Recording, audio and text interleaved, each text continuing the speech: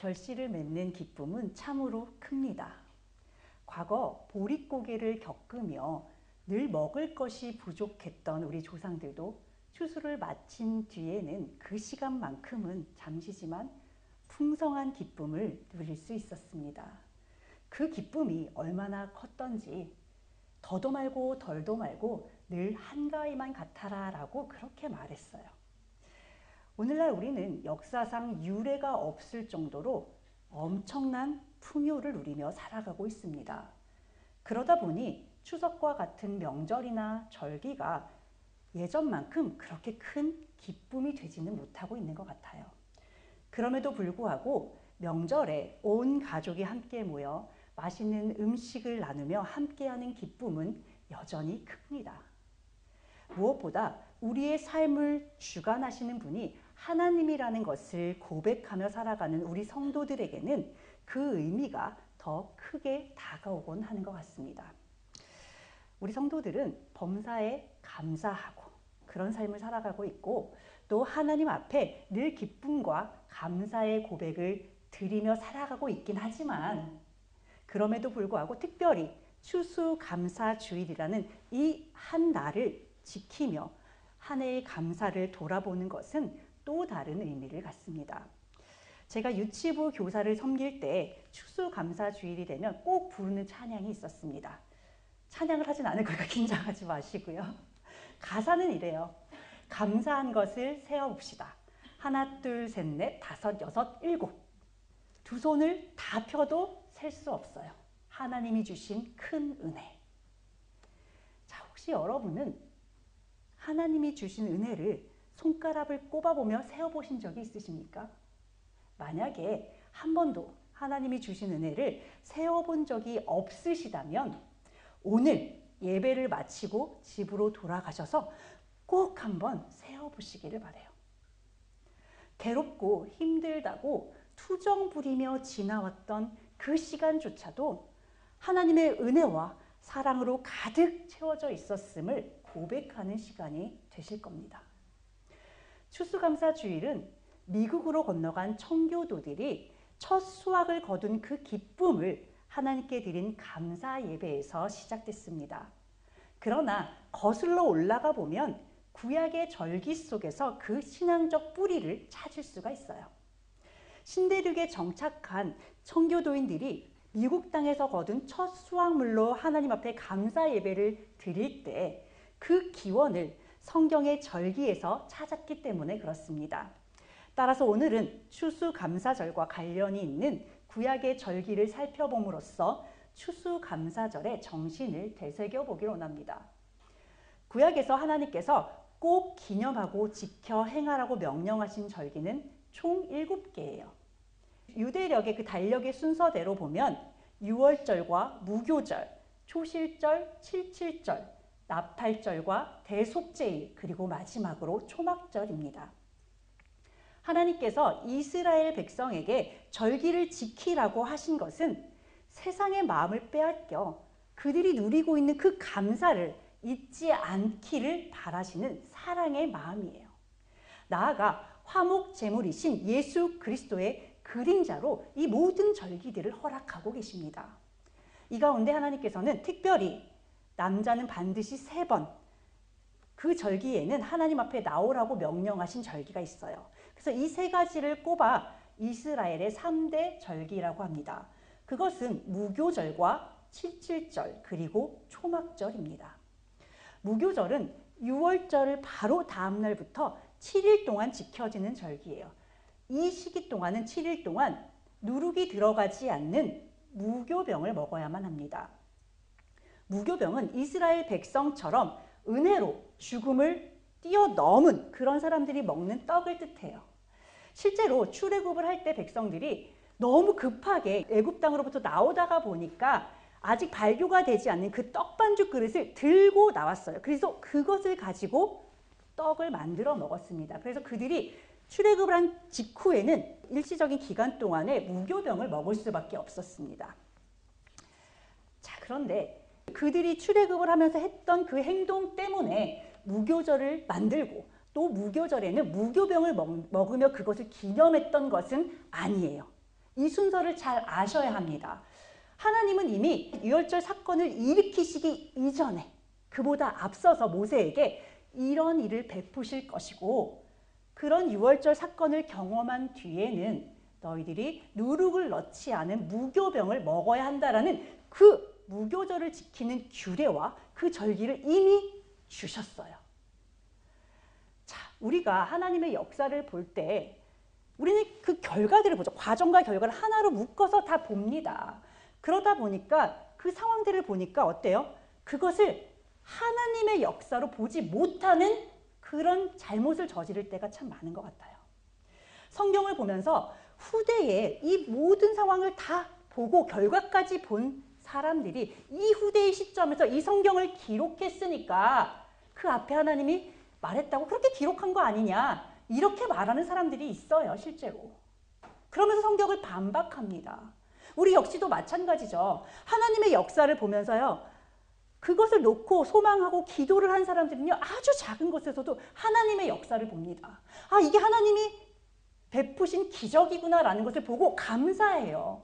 그러나 그것을 곁에서 그냥 결과물로 딱 받은 사람은 어때요? 그게 기적이라는 걸 알면서도 에이, 보니까 세상에서도 이런 일 얼마든지 일어나잖아.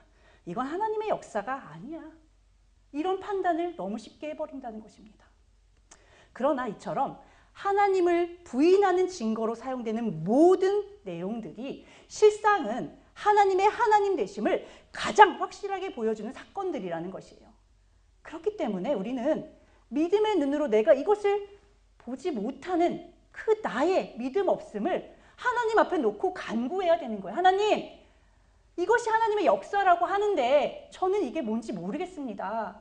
저도 하나님의 눈으로, 저 믿음의 사람들의 눈으로 이 사건을 볼 수 있도록, 그래서 저도 하나님을 찬양하고 하나님과 정말 하나님을 사랑하는 사람들이 걸어가는 그 믿음의 길로, 그래서 영원한 안식으로 저도 들어가길 원합니다. 간절하게 구하셔야 되는 것입니다. 아이, 이거는 뭐 요 정도까지만 하나님, 그래, 말씀은 이 정도까지만 믿고 이건 내 상식으로 이해가 안 되는 거니까 잠깐 치워두고, 이런 반쪽짜리 신앙을 가지고는 절대로 영원한 생명에 가실 수 없어요. 그렇기 때문에 나의 그릇된 생각, 이거는 버리셔야만 하는 것입니다. 그래서 이 말씀을 드리는 거예요. 무교절은 예수님께서 무덤에 계실 것을 미리 나타내는 그림자입니다.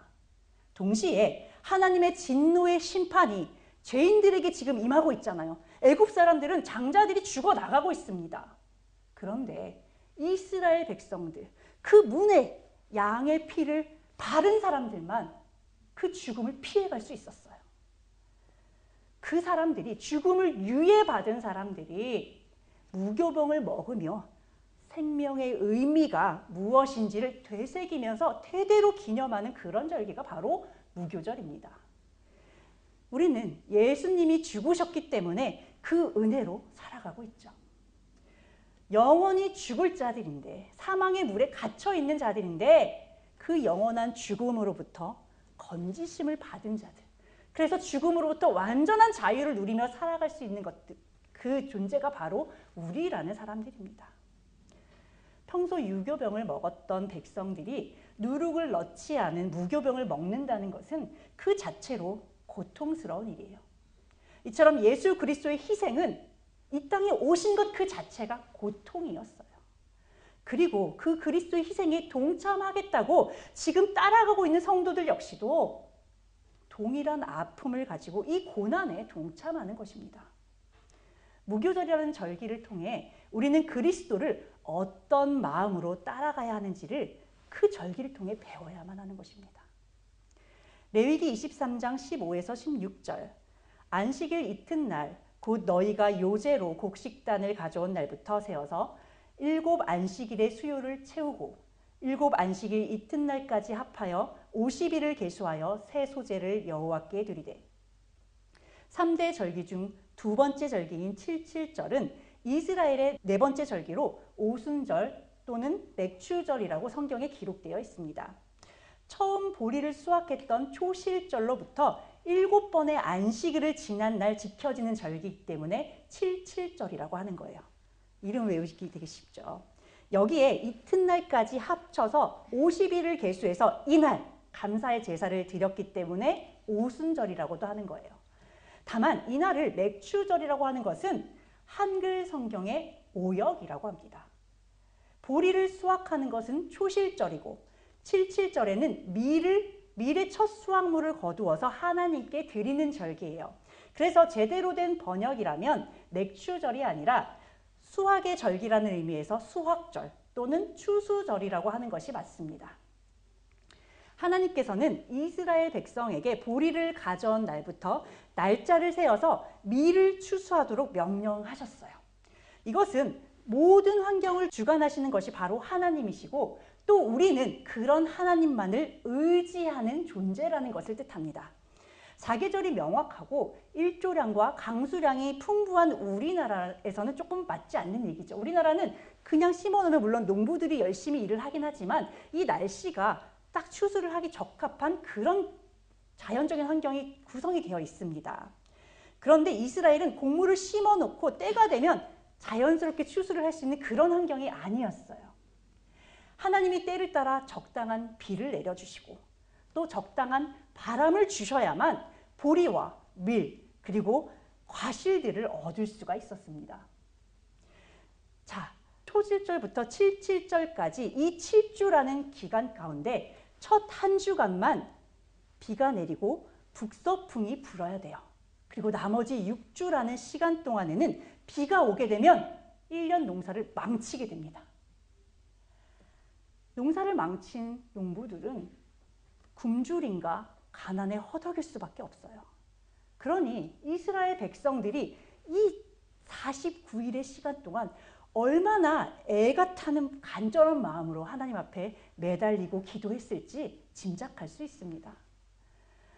그리고 나서 남동풍이 불기 시작하면서 열매를 맺게 되는데 포도를 시작으로 무화과, 올리브, 석류, 대추, 야자까지 이렇게 과실을 맺게 됩니다.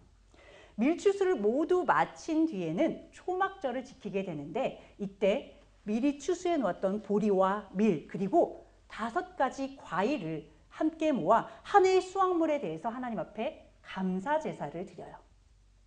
신명기 16장 13절에 보면 타작 마당과 포도주 틀의 소출을 거두어 저장한 후에 1회 동안 초막절을 지키라고 명령하고 있습니다. 초막절을 다른 말로 수장절이라고도 하는데 이 말에서 알 수 있듯이 한 해의 모든 농작물을 거두고 난 뒤 그것을 저장하고 그렇게 하나님께 감사를 드리는 절기라는 것이죠. 이어 이스라엘 백성은 초막을 짓고 그 초막에 머무르며 출애굽 이후에 40년의 기간 동안 광야 생활했던 것을 기념하게 됩니다. 편한 집을 두고 초막을 짓고 생활하는 것이 불편하고 번거롭게 여겨질 수도 있습니다. 그러나 이스라엘 백성들에게 이 초막이라는 것은 결핍이나 초라함을 뜻하는 것이 아니에요. 그들에게는 40년의 광야 생활과 이를 기념하는 초막절의 시간은 하나님의 아주 특별한 보호와 지켜주심을 의미합니다. 따라서 초막절은 수확에 대한 기쁨을 누리는 시간인 동시에 하나님의 인도하심과 보호하심에 대한 총체적인 감사의 시간이었던 것입니다. 즉, 초막절은 물질적인 감사와 영적인 감사가 함께 결합된 그런 절기라고 할 수 있어요.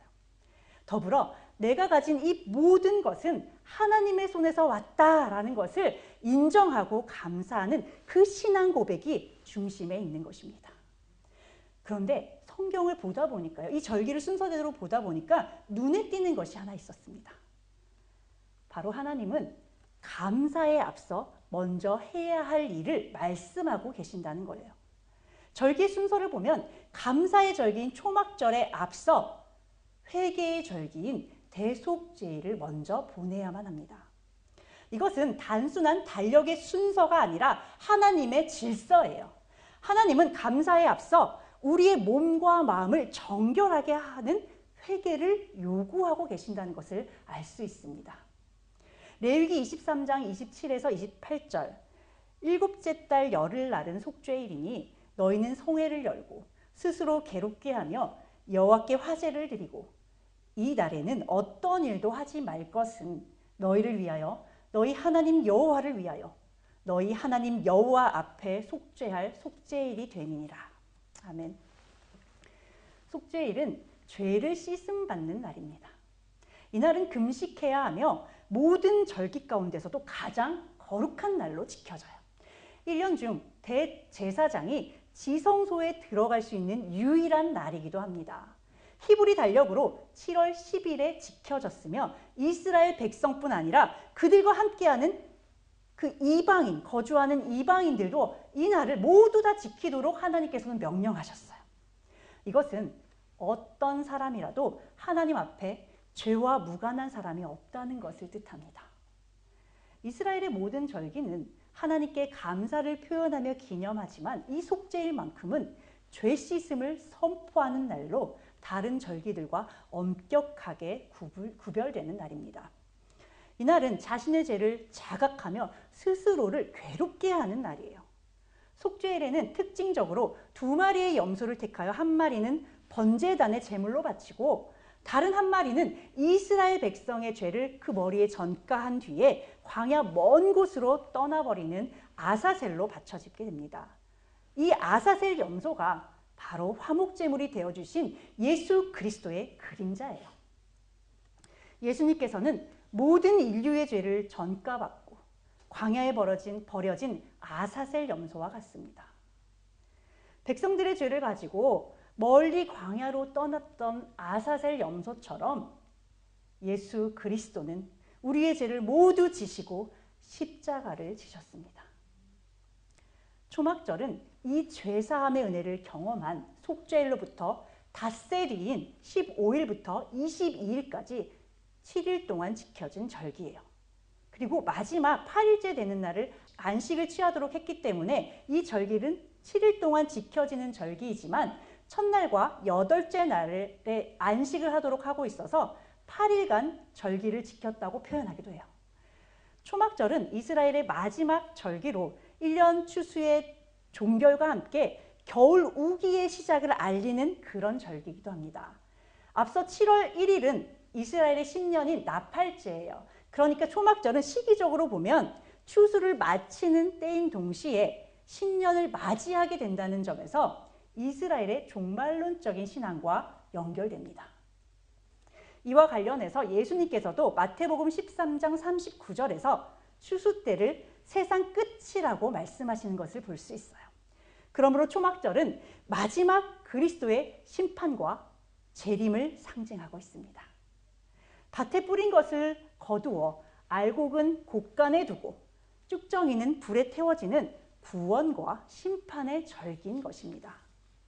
이와 같이 하나님께서는 이스라엘 백성에게 풍성한 열매를 거두어 저장하게 한 뒤에 초막을 지어서 이 절기를 지키게 하셨어요. 그렇게 하신 것은 광야 생활을 마치고 가나안 본토로 돌아오듯이 이스라엘 백성이 광야같이 험난한 이 세상 속에서 영원한 천국을 소망하며 나아가도록 훈련하고 계시는 거예요. 우리 성도들에게는 추수한 열매를 가지고 천국 창고에 들어가 하나님과 영원히 함께 살길 소망하도록 이 절기를 보게 하시는 겁니다. 우리가 초막을 짓고 이스라엘 백성들처럼 이 구약의 시대에 지켰던 것처럼 이 절기를 지키지 않더라도 우리는 성경을 통해 이 절기를 보며 그것을 생각하고 우리도 역시 마음으로 기념할 수 있어야 돼요. 속죄의 은총 가운데 천국에서 누리는 기쁨을 바라보게 하신 것입니다. 우리는 추수감사주기를 딱 생각하면 어때요? 감사만을 외칠 때가 참 많죠. 물론 올 한 해도 여기까지 지켜주시고 보호해 주신 하나님의 은혜에 감사하며 기쁨을 누리는 것 정말 무척 중요하고 꼭 필요한 일입니다. 감사를 드리지 말라는 말씀을 드리는 게 아니에요. 우리가 하나님의 은혜를 온전히 누리기 위해 그 은혜를 받을 만한 깨끗한 심령을 먼저 준비하자는 말씀을 드리고 있습니다. 하나님이 이스라엘 백성들에게 감사와 영원한 안식을 뜻하는 초막절을 기쁨으로 누리게 하실 때 먼저 속죄일을 지키게 하신 것은 감사의 은혜를 누리기 전에 회개하라는 하나님의 질서를 알려주시기 위한 것입니다. 감사는 은혜를 깨닫는 자의 고백이지만 회개는 우리로 하여금 그 은혜를 온전히 받아들일 수 있는 마음을 준비하게 합니다. 하나님은 우리의 감사가 단순한 감정이나 형식이 아니라 순전한 마음에서 나오는 진실한 예배가 되기를 원하세요. 우리의 죄의 문제가 해결되어야 하나님이 우리를 용납하실 수 있고 하나님께서 부어주시는 그 은혜를 온전히 받아 누릴 수 있는 그 심령이 준비되는 것입니다. 이처럼 하나님의 역사에 앞서 먼저 마음을 정결케 하는 장면은 성경의 곳곳에 등장하고 있습니다. 출애굽을 한 이스라엘 백성이 시내산에 이르러 하나님 앞에 서기 전 하나님께서는 그들을 성결케 하며 옷을 빨게 하셨어요. 이스라엘 백성이 요단강을 건널 때도 마찬가지였습니다. 하나님은 요단강이 끊어지는 기적을 베푸시기에 앞서 백성들을 성결케 하라고 명령하셨습니다. 시편 139편 23에서 24절 하나님이여 나를 살피사 내 마음을 아시며 나를 시험하사 내 뜻을 아옵소서. 내게 무슨 악한 행위가 있나 보시고 나를 영원한 길로 인도하소서. 아멘. 다윗은 정직한 마음으로 하나님을 사랑한 왕이라고 하나님께 인정을 받은 왕입니다. 그는 감사와 찬양의 왕이기도 했는데 그는 전쟁에서 승리하고 하나님께 감사를 드리기에 앞서 늘 먼저 자신을 살피는 왕이었어요. 정결한 마음으로 하나님 앞에 회개를 드렸습니다. 그의 삶 전체를 보면 물론 그도 실수할 때가 있었지만 그의 모습을 볼 때 가식이 아닌 진실된 마음으로 하나님 앞에 언제나 올바른 선택을 하기 위해 최선을 다했다는 것을 알 수 있습니다. 그는 자기를 죽이기 위해 쫓아다니던 사울에게 손을 대지 않았어요. 기회가 있었음에도 불구하고. 왕인 자신을 조롱하며 비참하게 만들었던 시므이를 향해 칼을 들지 않았습니다. 그가 힘이 없어서 그들을 죽이지 않은 게 아니에요. 하나님이 어떤 분인지 너무나도 잘 알고 있었기 때문에 하나님 앞에 죄를 범하지 않은 것입니다. 하나님께서는 언제나 성도의 심령을 깨끗하게 하시기 위해서 먼저 역사를 하세요. 하나님의 관심은 복수할 그 상대보다 지금 나를 사랑하는 이 성도, 자녀에게 있기 때문에 그 자녀의 마음이 더러우면 자녀의 마음을 먼저 깨끗하게 하시기 때문에 그가 정결한 심령을 가질 때까지 그에게 고난을 주십니다. 더러운 심령에는 하나님의 은혜를 담을 수 없기 때문에요. 이런 하나님의 마음을 잘 알았던 다윗은 복수는 하나님께 맡기고 자신은 끝까지 하나님 앞에 정결한 마음을 드렸던 거예요. 다윗의 삶을 보면 하나님께서 어떤 사람을 붙드시는지를 알 수 있습니다. 당장 눈앞의 이익보다는 하나님의 뜻이 어디에 있는지 그 뜻을 헤아리고 하나님 앞에 깨끗한 심령을 기꺼이 내어드리는 성도를 하나님께서는 높이시고 그를 도우십니다. 하나님 앞에 정결한 마음을 드리며 하나님의 도우심과 함께하심을 구했던 다윗의 감사는 바로 회개 위에 세워진 감사였습니다. 누가복음 5장 8절 시몬 베드로가 이를 보고 예수의 무릎 아래에 엎드려 이르되 주여 나를 떠나소서 나는 죄인이로소이다 하니 감사의 시작이 회개에 있음을 알리는 장면은 신약에도 어김없이 등장하고 있습니다. 바로 예수님께서 베드로를 부르시는 장면이에요. 예수님은 굳이 다른 배들이 많았는데 베드로의 배에 오르셨습니다. 그곳에서 말씀을 전하신 뒤에 베드로에게 깊은 데로 가서 그물을 내려 고기를 잡으라고 명령하셨어요. 이때 베드로의 상태는 밤새 고기를 잡으려고 노력을 했지만 하나도 결실이 없는 상태에서 지친 상태입니다. 그럼에도 불구하고 베드로는 예수님의 말씀에 순종했어요. 목수인 예수님이 고기 잡기의 전문가인 어부에게 그 베드로에게 고기를 이렇게 잡아보라고 지금 명령하시는데 그 말에 베드로는 그저 순종한 것입니다. 그리고 그 순종한 결과는 그물이 찢어질 정도로 많은 물고기를 잡게 된 것입니다. 그 물고기가 얼마나 많았던지 베드로의 배 한 척에는 그 물고기를 도저히 실을 수가 없어서 주변에 있는 자기의 친구들을 오라고 해서 그들이 와서 도와줘야 했을 정도였어요. 2배에 가득 채워진 그 물고기를 보면서 그는 권능의 말씀이 자신의 삶 속에 역사했다는 것을 보았습니다. 예수님의 말씀에 순종하자 물질적으로 풍요로워지는 것을 경험한 거죠. 야, 우리는 이러면 어떨까요? 보라고, 내가 예수님한테 이렇게 순종했더니 이런 복을 받았다고 막 떠들고 다니지 않았을까요? 예수님한테는 너무 감사하다고 이렇게 멋진 결과물을 주시다니 너무 감사하다고 그렇게 벅찬 감동을 표현하지 않았을까요? 그런데 베드로는요, 오히려 예수님 무릎 아래 꿇어 자신의 죄를 고백하며 회개하였습니다.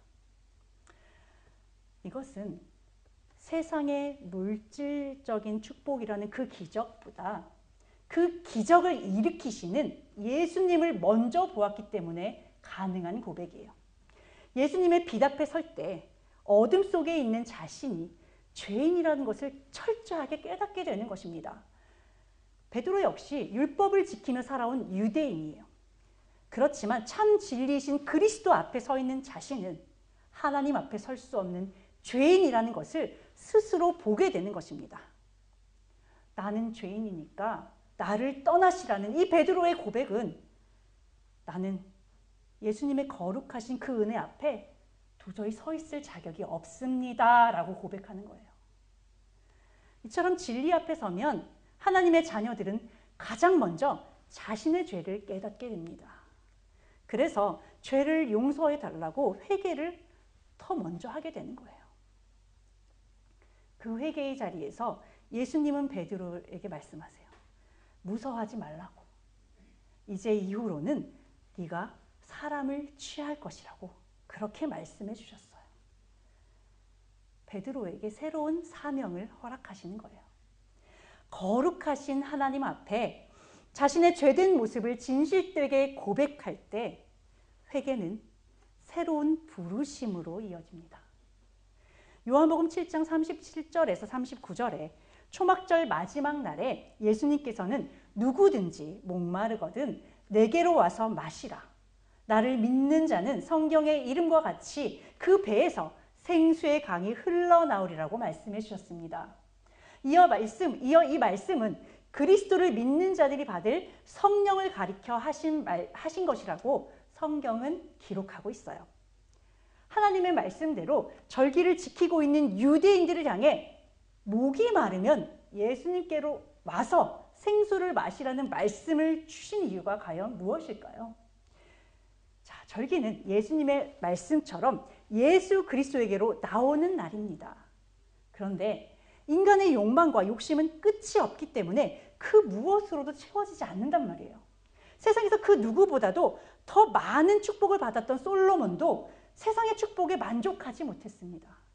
끝내 채워지지 않는 자신의 영혼의 갈급함을 보며 그는 인생이 허무하고 헛되다는 고백을 남기고 하나님 앞에 갔어요. 이처럼 그 무엇으로도 해결되지 않는 인생의 갈증은 오직 예수님만이 해결해 주실 수 있습니다. 그러나 유대인들은 초막절을 기념하는 그 행사를 치르고 있으면서도 정작 초막절의 주인이시고 실상이신 예수님을 눈앞에 두고도 예수님을 알아보지 못했습니다. 자신들의 믿음의 행위에 도취되어서 정작 그 모든 것의 주인이신 예수님을 배척했던 거예요. 지금 우리들 역시도 마찬가지입니다. 우리 교회가 기념하고 있는 날은, 특별히 기념하고 있는 날은 부활주일, 추수감사주일, 성탄주일, 그리고 교회의 설립 기념주일입니다. 우리가 이와 같은 날을 매년 기념하고 지키는 이유는 그리스도의 희생을 기념하는 동시에 하나님께 감사를 드리기 위해서예요. 우리는 각 기념일을 통해 생명의 주인이신 예수 그리스도를 만나야만 합니다.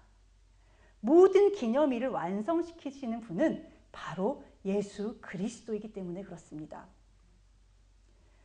구약의 대속죄일은 해마다 반복해야 했습니다. 하지만 예수님께서는 단 한 번의 희생으로 우리의 모든 죄를 영원히 속죄해 주셨어요. 그러므로 우리는 이제 더 이상 매년 제사를 반복할 이유가 없습니다. 그저 그리스도의 십자가 앞에서 날마다 자신을 바라보고 회개하며 그 위에 더해지는 은혜를 소망하면 됩니다. 사도 바울과 같이 날마다 죽는 자로 하나님 앞에 서며 그 죽을 수밖에 없는 우리를 건져주신 그 은혜에 감사하는 마음으로 매일의 삶을 살아내면 됩니다. 회개는 죄의 자리를 떠나는 것이고 감사는 은혜의 자리를 회복하게 합니다. 대속제일이 없이는 초막절이 없듯이 참된 감사는 회개 위에 세워질 때 그 감사의 깊이가 더해집니다. 하나님께서 허락하신 풍성한 열매들을 감사로 받기에 앞서 먼저 자신을 돌아보며 회개하는 성도들에게 하나님은 다윗과 같은 승리를 허락해 주실 것이며 베드로처럼 새로운 사명을 맡겨주실 것입니다. 이번 추수감사주의를 맞이하면서 감사한 한 가지가 있습니다. 바로 우리 교회가 추수감사주의를 맞이하기에 앞서 성도들이 한자리에 모여 함께 회개할 기회를 얻었다는 것이었어요.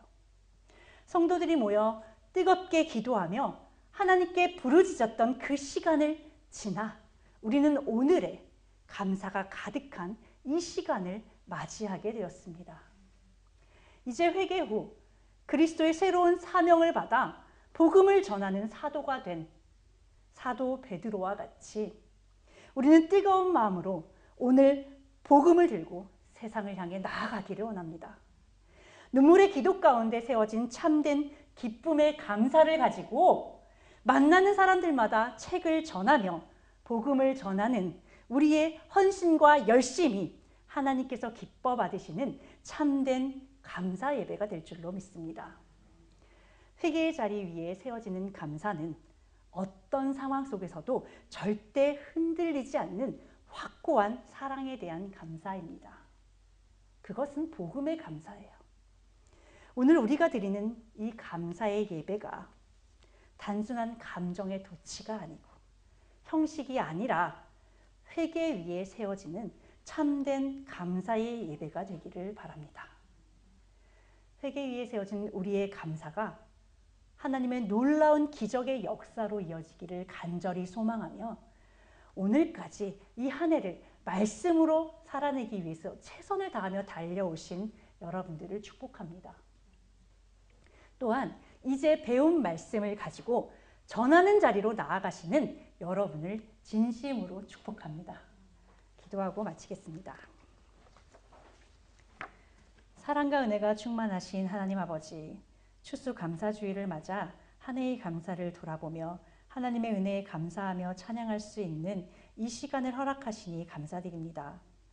감사와 축복에 그저 기뻐만 하는 것이 아니라 그 크신 은혜를 받을 자격이 없는 자신을 먼저 돌아보게 하시고 하나님의 축복을 온전히 받아 누릴 수 있도록 심령의 그릇을 깨끗게 하심 또한 감사드립니다. 이제 받은 사랑과 은혜에 힘입어 복음을 전하러 나가는 성도들을 축복하여 주시고 세상 가운데 진리의 말씀을 삶으로 살아내므로 하나님을 증거하는 삶을 살게 하여 주시옵소서. 거룩한 주님의 백성으로 이 세상을 살아갈 때 천국의 영원한 삶을 소망케 하시고 이 땅에서 천국의 기쁨을 누리는 축복을 허락하여 주시옵소서. 아버지의 크신 사랑과 은혜에 감사드리며 우리를 영원한 죽음에서 건져주신 예수 그리스도의 이름으로 기도드립니다.